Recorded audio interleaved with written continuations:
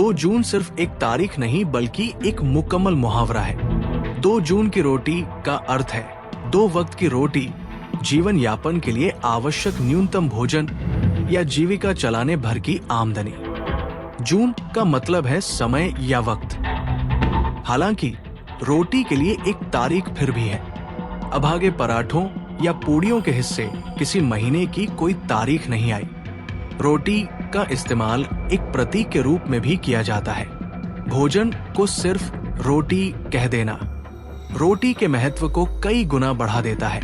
इंसान की 2 मूलभूत जरूरतें होती हैं, पहला भोजन और दूसरा संभोग। हालांकि संभोग की इच्छा एक आयु के बाद जागृत होती है और एक उम्र के बाद सिर्फ हसरतें रह जाती है, लेकिन भोजन का संबंध हमारे जन्म से लेकर मृत्यु तक है।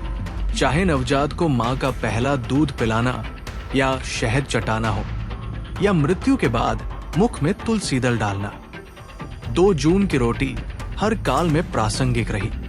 1979 में शशि कपूर और नरगिस की एक फिल्म आई थी 2 जून की रोटी। सिनेमा ने हमें बताया कि 2 जून की रोटी सिर्फ पेट भरने का साधन नहीं बल्कि सम्मान और अस्तित्व के संघर्ष का प्रतीक भी है। कई कवियों और लेखकों ने अपनी रचनाओं में 2 जून की रोटी का संदर्भ लेते हुए भूख और रोटी का जिक्र किया है। 2 जून की रोटी के सबसे बड़े झंडाबरदार मुंशी जी रहे।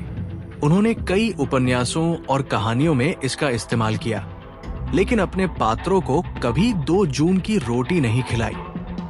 गोदान काहोरी हमें 2 जून की रोटी के लिए संघर्ष करता दिखता है। कफन का तो पूरा बिंब ही रोटी और भूख के इर्द गिर्द बुना गया है, और पूस की रात का हल्कू 2 जून की रोटी के लिए तरसता ही रह गया। जयशंकर प्रसाद का छोटा जादूगर रोटी के लिए ही हमें कर्तव्य करता दिखता है।